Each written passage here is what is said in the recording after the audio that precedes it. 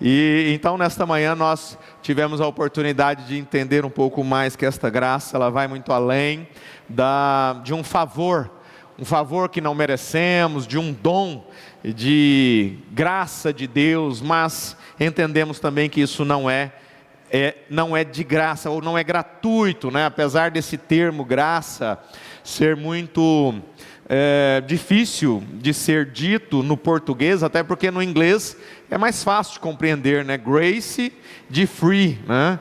O free é gratuito, grace é realmente a graça, é o favor imerecido, é aquilo que Deus manifesta no ser humano, é a natureza divina de Deus que habitou no seu Filho Jesus, habitando também no indivíduo. Você crê nisso?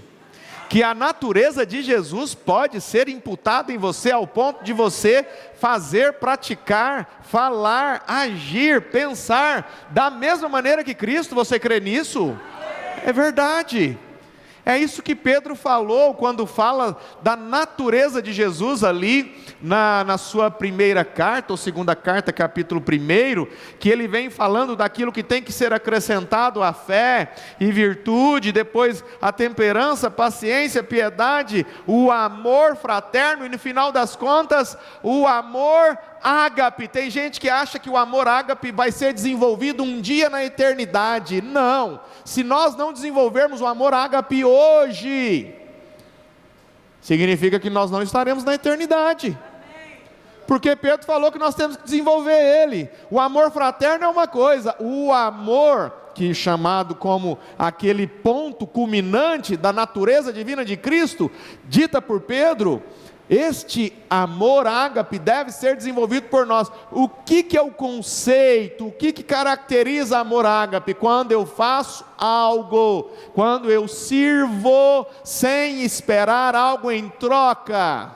quando eu faço algo sem pensar em ser retribuído. E por que então, às vezes, muita gente, quando faz algo e aquilo é feito por amor a Deus, e o servir é feito de uma forma espontânea e não por obrigação, então você serve, você ajuda, você se doa, você faz tudo pelas pessoas. Aí quando acontece alguma coisa com você, aí você diz assim: olha quanta coisa eu faço por ti, meu Deus, por que o Senhor fez isso comigo? Já demonstra que não existe amor ágape. A ágape não pede nada em troca. A ágape não pede bênçãos quando abençoa. A ágape nem pede perdão quando perdoa. Por quê? O amor ágape faz simplesmente por espontaneidade de fazer. É o que uma mulher, uma esposa faz pelo seu marido. Ela não faz o almoço esperando que ele lhe dê a janta. Ela não faz um carinho simplesmente esperando que ele retribua com carinho. Ela faz por prazer, por amor, por consideração. Tudo a gente tem que comparar e ver se a maneira como nós estamos agindo com Deus não está muito fora da maneira como Ele quer que nós venhamos agir. É o seu tempo? É o que nós estamos? Um dia nós estávamos aqui falando sobre a questão de não pararmos, não podemos parar, somos como aquela pedra que é lançada sobre o lago. Ainda usamos como referência a ponte ali, JK, sobre aquele lago ali em Brasília, uma das pontes mais lindas do mundo, que foi projetada, foi desenhada por um arquiteto pensando exatamente naquele lançamento daquela pedra sobre o lago, quando ela salta 1, 2, 3, 4, e aí quando aquela força, aquela velocidade acaba, ela afunda. E é o que aconteceu com Pedro, quando ele desceu do barco, vendo Jesus vindo, e ele começou a andar sobre as águas, e de repente, quando ele parou, ele afundou. O que significa isso? Nós temos que estar em constante ação. Nós não podemos parar, nós não podemos estar olhando as dificuldades, os perigos que nos cercam, os problemas que muitas vezes vêm, porque os problemas são inevitáveis, mas ficar amassando barro naquele problema, o sofrimento que aquele problema traz, isso aí é facultativo, você escolhe ficar sofrendo ou não. Por que isso? Pastor, mas não é assim, não tem como eu escolher não sofrer ou sofrer. Tem, porque enquanto outros passam pelos mesmos problemas, não estão sofrendo tanto quanto você. então é facultativo. Tem pessoas que passam por problemas, avaliam o problema, analisam, buscam o que aquele problema pode trazer de crescimento, sofrem, passa pelo luto, passa pelo problema, passa pela dificuldade, passa pela dor ali daquele problema, mas chega ali na frente e resolve: eu não posso mais ficar sofrendo por causa desse problema, chegou a hora desse ciclo acabar. O sofrimento que diz respeito a esse problema acabou aqui, eu não sofro mais por isso, dou um passo, vou adiante. O que aquele problema causou? Trouxe uma experiência a mais, um amadurecimento, me fez crescer, e agora eu vou seguir a vida, sabendo que próximos problemas vão surgir e são inevitáveis, mas o sofrimento constante em torno daquilo é escolha sua, é escolha minha, não podemos fugir disso. O próprio luto, a pessoa às vezes desiste de viver depois de um luto, é um assunto delicado, mas tem pessoas que desistem de viver depois de um luto, e não é isso que Deus quer, não é. Não é isso que Deus preparou para nós. Simplesmente não nascemos realmente para morrer. O homem não foi criado para morrer. Adão não foi criado para morrer. Ali a criação original não foi criada para morrer. Então, por que morremos? Por causa do pecado. E a certeza que nós temos é essa: mas a morte jamais deve nos tirar a alegria de viver enquanto estamos aqui na terra. Ela pode nos entristecer, nos fazer viver momentos de angústia, de depressão, de desespero, de choro, sim, mas Deus atua de forma que o Espírito Santo, o Consolador, observe o atributo do Espírito Santo, o Consolador. O Espírito Santo consola, conforta, ajuda, anima e te coloca de pé, porque não tenho dúvida em dizer isso, todas as pessoas desta terra, tem alguém que está ali precisando dela, e quando você fala, não quero viver mais por causa do luto, você está sendo ingrato com aqueles que ainda precisam de você aqui nessa vida. É isso que nós precisamos entender. Por isso que os problemas, o luto, as dificuldades são inevitáveis, você não tem como evitar. O acidente, mas o sofrimento e o quanto ficamos ali girando em torno daquilo, aquilo ali é nós que escolhemos, decidimos quando é que nós vamos realmente dar um passo adiante. Mas nesta manhã estávamos falando sobre salvação, e que a salvação ela compõe fatores, elementos que fazem com que ela realmente se torne real em nossas vidas. Quem é salvo, afinal de contas? É possível perder a salvação? Pergunta clássica, né? É possível perder a salvação? Já que nós falamos nesta manhã que a salvação passa pelo primeiro passo, que é a redenção, que é o resgate de Cristo na cruz, e hoje nós estamos aqui lançando o nosso olhar, os nossos olhares lá para o passado, não apenas olhando a multiplicação dos pães, a cura do cego, do coxo, do enfermo, não, nós estamos olhando lá para trás para resgatar o que na noite de ceia? O sofrimento de Cristo. A dor, o escárnio, a cruz, os pregos, é isso que vem à nossa mente quando olhamos lá para trás. Estamos lançando os nossos olhares, sim, lá para trás, na dor, no sofrimento, no escárnio, na morte, na sepultura, mas quando olhamos lá para trás, aconteceu algo mais do que isso: Ele ressuscitou. E se Ele não tivesse feito, vã seria a nossa fé?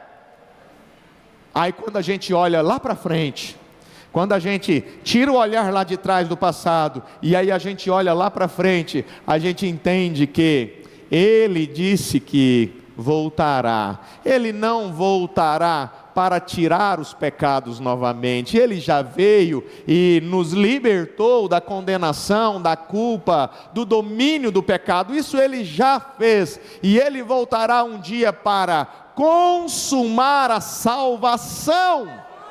E não sou eu apenas que digo, eu digo porque a palavra de Deus é que diz, né? Então nós vamos aqui em Hebreus, capítulo 9, verso 26, que diz: Ele apareceu uma vez por todas, no fim dos tempos, Ele apareceu, Ele apareceu, Ele apareceu, Ele apareceu.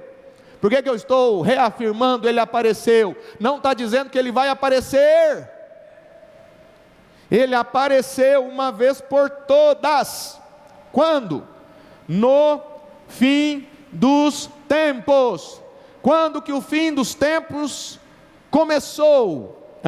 O fim dos tempos teve um começo. É o começo do fim. Quando que foi? Que Ele apareceu?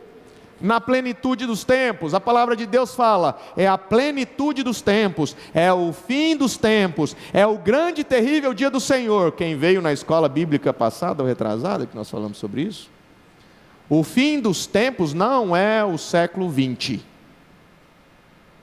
senão nós vamos contradizer toda a Bíblia. O fim dos tempos não é o século 21, o século 21 compõe o fim do tempo, o século 20 compõe. E o século 18? E o século 15? E o século 5? E o século 1? Então quando começou o fim dos tempos? Na vinda de Cristo. A vinda de Cristo significa a plenitude, ou seja, a plenitude, o fim dos tempos, aquilo que foi esperado por Moisés, por Elias, por Davi, pelos profetas, Isaías, Jeremias, Miqueias, Naum, todos esperaram a plenitude. Que plenitude é essa? A vinda de Cristo, 2000 anos atrás, e nós fazemos parte da plenitude dos tempos, que teve o seu início há 2000 anos atrás. Quando alguém disser, nós estamos no fim dos tempos, você vai dizer, sim, já tem 2000 anos. Sabia disso? Sim, não sabia. Mas nós temos que ir para a Bíblia, né? Eu preciso ter certeza do que nós estamos falando. Então, Ele apareceu uma vez por todas, quando? No fim dos tempos. Para quê? Para aniquilar o pecado. Gente, ele se frustrou. Ele aniquilou o pecado. Mas o pecado está aí visível. Mas existe o reino de Deus, que representa o reino da luz, o qual você faz parte. Você é sacerdote e rei dentro deste reino.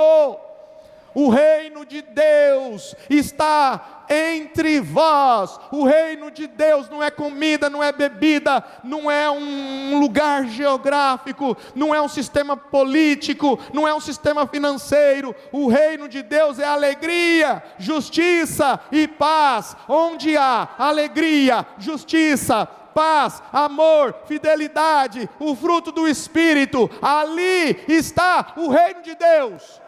É quase que funciona como quase uma embaixada. É uma embaixada.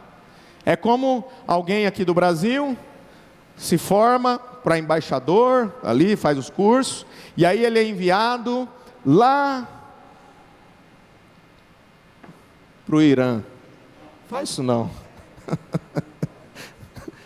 Mas mesmo que vá, um embaixador, as leis que regem onde ele estiver lá, não é do Islã, não é a lei do Irã, não é a lei teocrática, né, do regime iraniano. As leis que vai reger quando você estiver lá naquele solo iraniano, é as leis brasileiras. E isso é o que acontece quando você está aqui no mundo. Por que Jesus, quando estava orando, falou assim: não peço que os tire do mundo, mas os livre do mal. Ele não vai nos livrar do problema, Ele vai estar abraçado com você na hora do problema. Ele vai carregar você no colo na hora da dificuldade. Ele vai estar com você na hora da cirurgia. Ele vai estar com você naquela mesa de hospital, naquela cama. Ele vai estar com você naquela hora que você precisa dar aquela resposta. Ele vai estar com você naquela hora difícil da falta do suprimento. Ele vai estar com você. Ele prometeu. Ele apareceu uma vez por todas no fim dos tempos para aniquilar o pecado, mediante o sacrifício de quem? De si mesmo. Que lindo ler isso. Ele apareceu de uma vez por todas. Então ele não vai vir?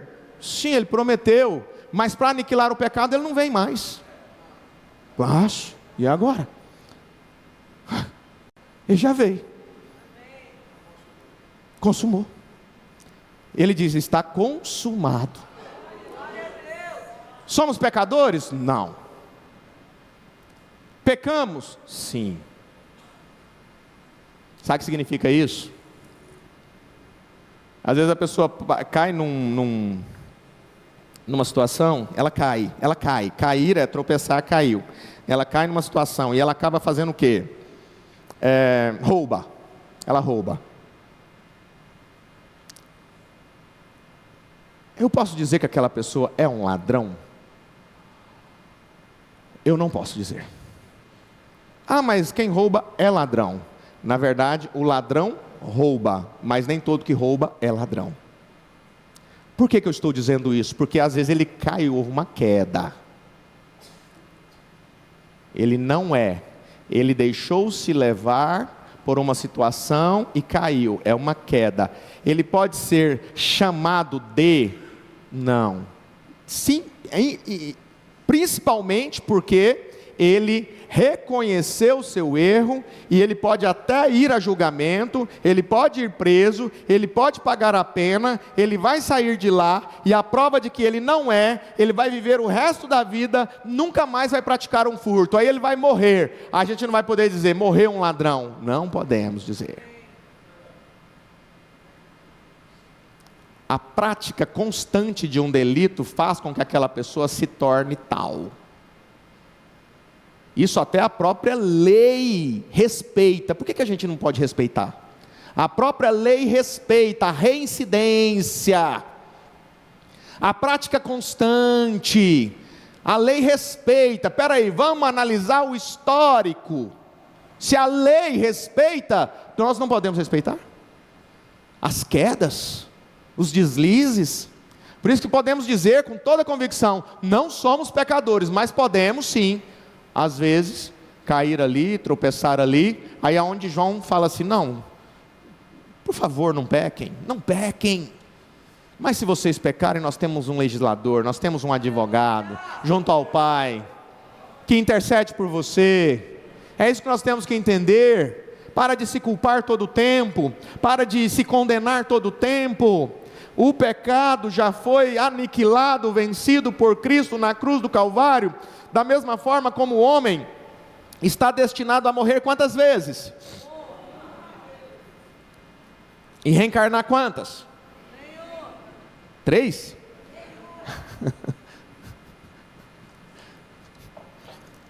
Tem algum espírito aqui? Tem não, né? Mas assim, com todo respeito, né? A reencarnação, ela cai por terra só nessa parte da Bíblia aqui, ó. Mas eu respeito, tenho amigos que falam, que tentam me convencer da reencarnação, né? E você reencarna numa árvore, numa pedra, num ser ruim, num ser bom, e aí você vai evoluindo até que... Então, não tem problema, gente, se você tem amigos espíritas, não tem problema, simplesmente, de vez em quando tiver oportunidade, só faça perguntas. Engraçado, a Bíblia fala que o homem está destinado a morrer uma só vez. Eu queria tanto entender isso. E depois disso enfrentar o quê? O juízo. Nós temos mais oportunidade? Não, então eu preciso reencarnar para que eu então possa novamente ter a oportunidade de acertar onde eu errei. Então eu vou pagar pelo meu karma e eu começo a acertar aqui e eu vou desenvolvendo, evoluindo até chegar a um ponto em que eu estarei uma alma totalmente evoluída e não preciso reencarnar mais. Me tornei um ser perfeito. Mas a Bíblia está dizendo que o homem é destinado a morrer uma só vez e depois disso enfrentar o juízo. Portanto, eu quero dizer uma coisa: o tempo de vida que nós temos percebido hoje na humanidade pode superar os 100 anos, pode superar 110, 120, sim. A medicina tem concorrido para isso, a consciência que as pessoas têm tido da alimentação, do exercício, do bom sono, isso tem concorrido para ajudar que as pessoas cheguem numa idade bem avançada. Mas eu quero perguntar uma coisa para vocês: quem vai estar aqui para dar um recado daqui, nós estamos a quando? 2026. Quem pode deixar um recado aqui para quem estiver vivendo em 2126? Sei lá, o Márcio Filho, Angelina. Ô Angelina, deixar um recado para você falar com quem estiver aqui em 2136. Sei lá, talvez sim estejam, mas talvez nenhum de nós. Então saiba de uma coisa: o que nós temos que fazer realmente, temos que fazer é agora. Nós não podemos simplesmente protelar, nós não podemos simplesmente adiar para o ano que vem, nós não podemos simplesmente ficar pensando, depois eu faço. Lembre da pedra, que significa Pedro, por sinal. Essa pedra lançada sobre as águas de um lago, e ela saltita ali, ela pula algumas vezes, ela representa Pedro, que é esta pedra, o Peter. Quando Pedro estava em movimento, ele andou. Quando Pedro parou o movimento, ele afundou. E assim como o homem é destinado a morrer uma só vez, portanto, saiba de uma coisa: o que você não fizer nesta vida, só lhe sobrará o juízo.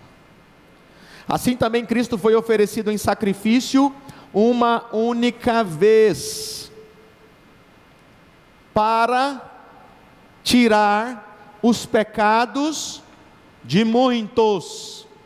Então, o sacrifício de Cristo vai tirar o pecado de todos? Não. Por que não é de todos? É porque é de todos os que creem, e todos os que creem são considerados aqui nesse texto muitos, e não a totalidade.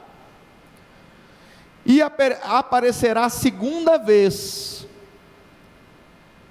não para tirar o pecado. Então, se tem gente esperando que o pecado seja aniquilado na segunda volta de Cristo, está enganado.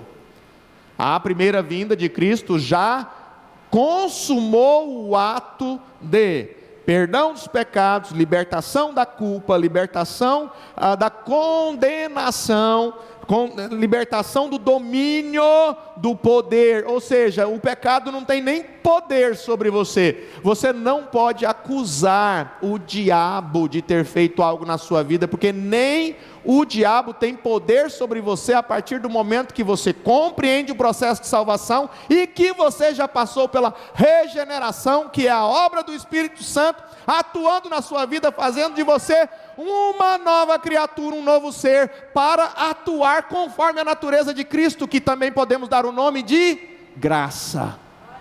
Natureza de Cristo, que é a graça. E aí nós não temos que culpar ninguém. Por quê?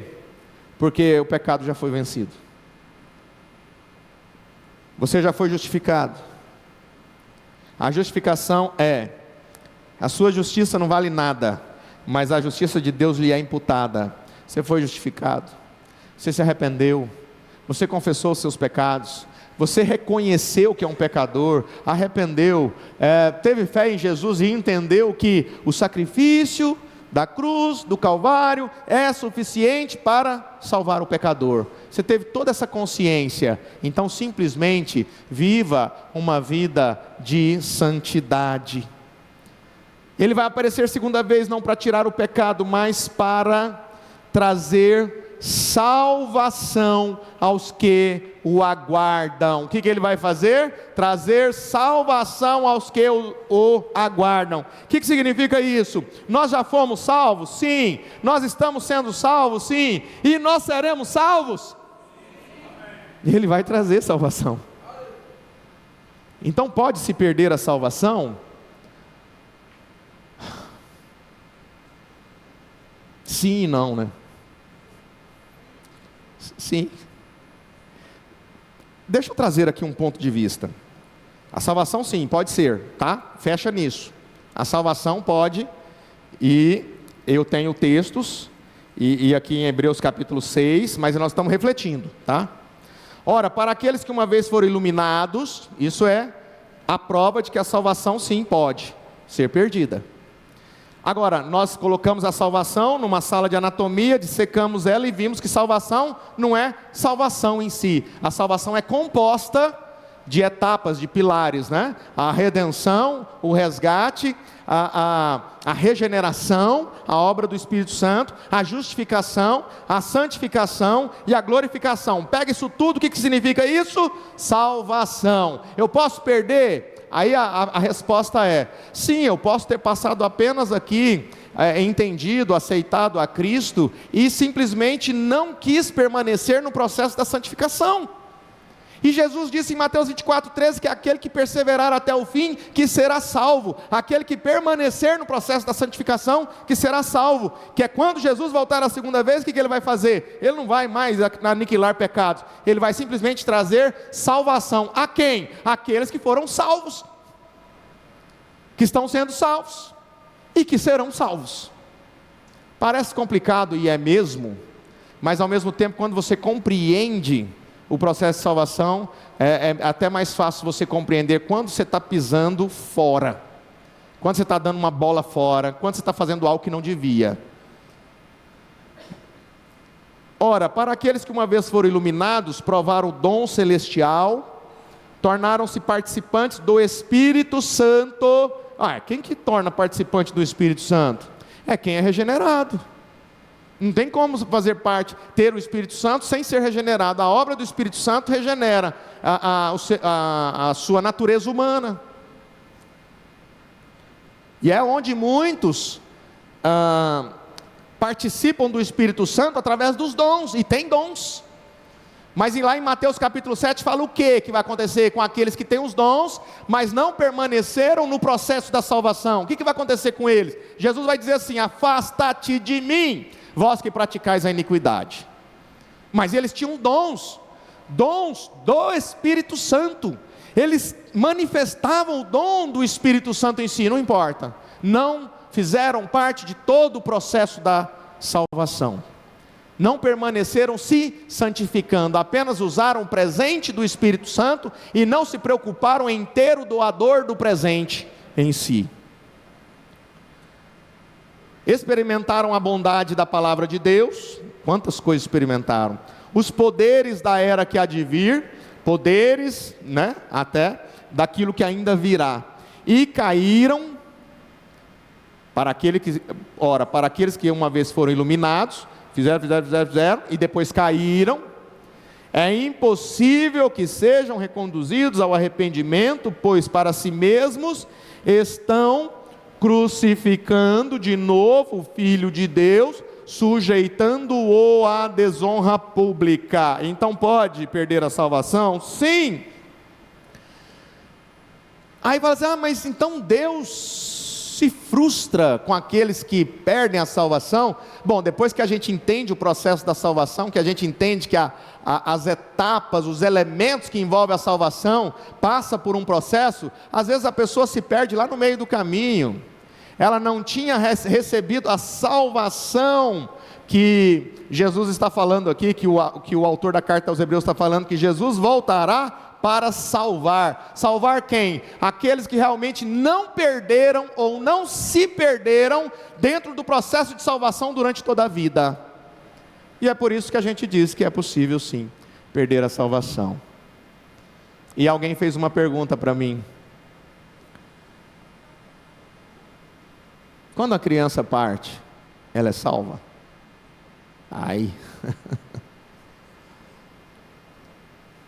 Até os 6 anos, 7 anos, que a gente considera a idade da inocência, né? Da ausência, da consciência entre o bem e o mal. A própria fisiologia fala que o nosso córtex pré-frontal, que é uma parte do nosso cérebro, que ela se desenvolve até os 21 anos, ela que é a responsável pelas nossas tomadas de decisões e da consciência de tomar decisões, pautando, isso é certo, aquilo é errado, 21 anos.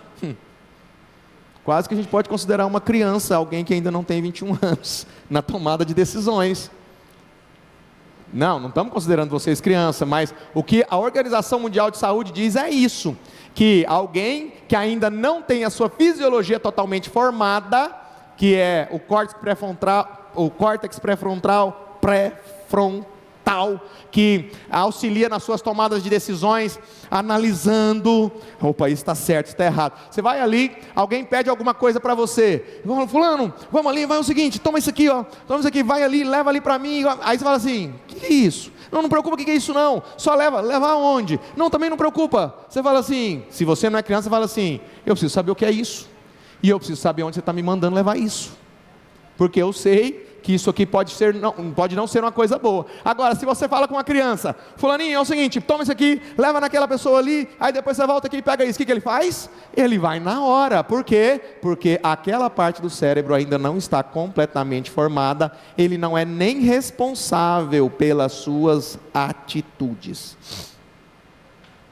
Aí a criança nasce, vive até os 6 anos e parte. Aí a pergunta dos pais é: ela é salva? Porque aí nós falamos do processo de salvação. Ela foi regenerada? Como ser regenerada se ainda não tem consciência do pecado? Ela foi justificada? Como ser justificada se ela ainda não foi condenada? Apesar de estar, condenada através do pecado de Adão. Todos que nascem através da culpabilidade do pecado de Adão, Não praticou pecados, mas ela nasce ali envolvida naquela culpabilidade do pecado de Adão. Todos nós, todos os seres humanos, a não ser Jesus Cristo. Então, aí o que a gente tem como escritura, já que nós estamos tentando trazer as coisas bem biblicamente, nós temos Mateus 19, verso 14, Mateus 19, verso 14, o 13 para compreender melhor o contexto. Depois trouxeram crianças a Jesus para que lhes impusesse as mãos e orasse por elas, mas os discípulos os repreendiam. Para com isso, não precisa mais, deixa elas, não traga mais. Então disse Jesus: deixem vir a mim as crianças e não as impeçam, pois o reino dos céus pertence aos que são semelhantes a elas. Ou seja, a pureza de mente, a ausência da maldade e até mesmo da consciência do bem e do mal. Eu diria que Adão e Eva eram crianças até que eles se colocaram diante daquilo que eles entenderam que era certo e errado e tomaram a decisão errada, por isso pecaram. Eu falo, entenda isso, não que eles eram crianças, Deus não criou eles crianças, não vai pensar que eu estou inventando coisas. Eu falo assim, no sentido que Jesus disse, o reino dos céus pertence aos que são semelhantes a elas. Então eu entendo que Adão e Eva eram semelhantes no sentido de não terem em si o conhecimento do bem e do mal. Por quê? Porque Deus falou para eles não comerem de qual árvore?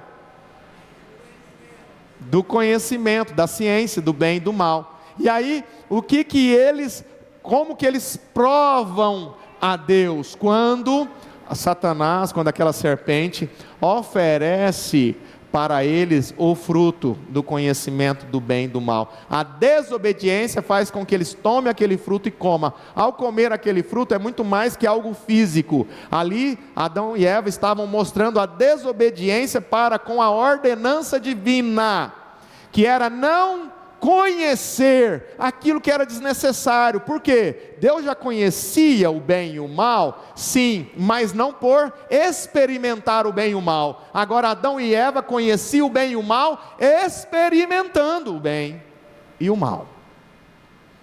Então quando Jesus diz, o reino dos céus pertence aos que são semelhantes a elas, eu entendo que todas as crianças que morrem antes da idade da consciência são salvas.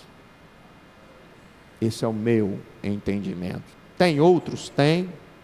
Só que esse é o meu entendimento. Eu não estou trazendo algo porque é muito vago, é muito complicado, mas eu quero dizer uma coisa. Eu acredito do profundo do meu ser que uma criança inocente que parte antes da sua idade, da noção, da consciência, da formação daquilo que é necessário para um ser humano tomar decisões, Deus não julgaria essa criança, assim como alguém que viveu aí os seus 30, 40 anos, tomou as suas decisões.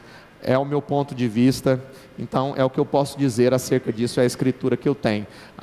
Do reino dos céus, ou seja, o reino dos céus pertence a elas. É o que Jesus disse aos seus discípulos, é o que nós podemos agora trazer. E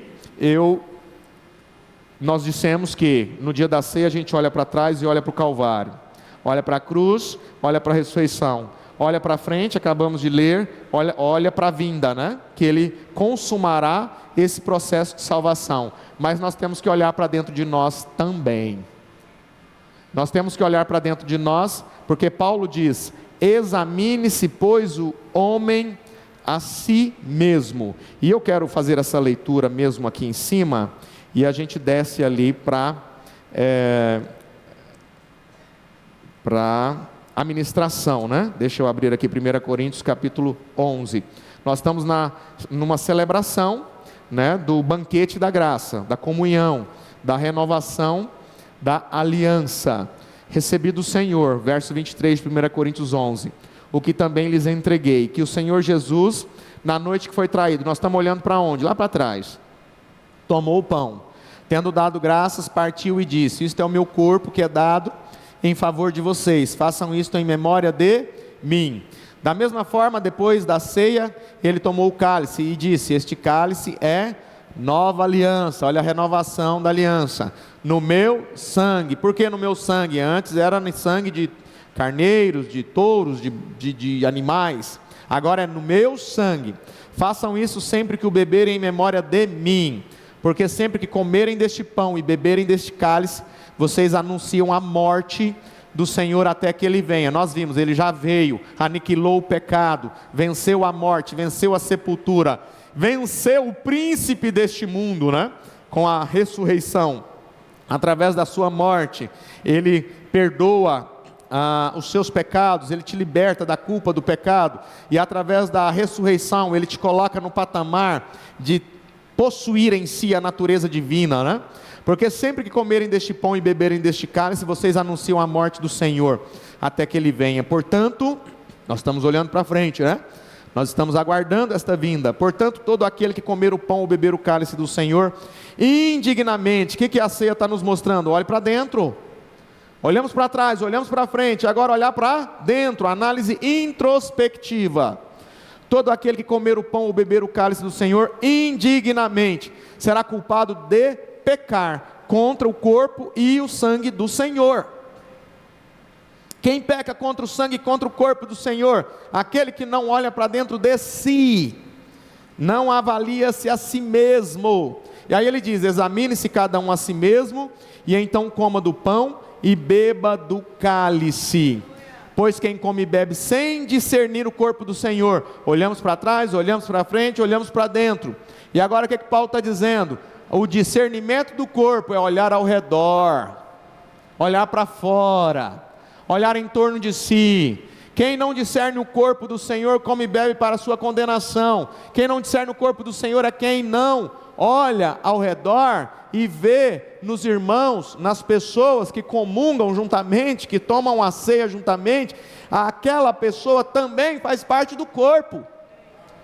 E que eu não tenho que estar olhando para os pecados dela, eu tenho que olhar para dentro e ver os meus, e pedir perdão por eles, e assim tomar a ceia, e não julgar o do outro, mas simplesmente ter misericórdia e orar por ele também, porque ele faz parte do corpo de Cristo, e quem não discerne isso, come e bebe para a sua própria condenação. Por isso, há entre vocês muitos fracos e doentes, e vários já dormiram. Mas se nós tivéssemos o cuidado de examinar a nós mesmos, não receberíamos juízo. Quando, porém, somos julgados pelo Senhor, estamos sendo disciplinados, para que não sejamos condenados com o mundo. Amém.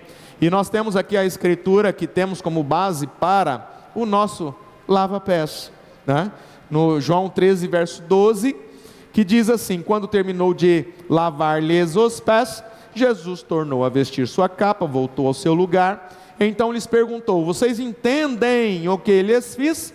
Vocês me chamam mestre e senhor, e com razão, pois eu sou. Pois bem, se eu, sendo Senhor e Mestre de vocês, lavei-lhes os pés, vocês também devem lavar os pés uns dos outros. Eu lhes dei o exemplo para que vocês façam como lhes fiz. Digo-lhes verdadeiramente que nenhum escravo é maior do que o seu Senhor, como também nenhum mensageiro é maior do que aquele que o enviou. Agora que vocês sabem estas coisas, felizes serão se as praticarem.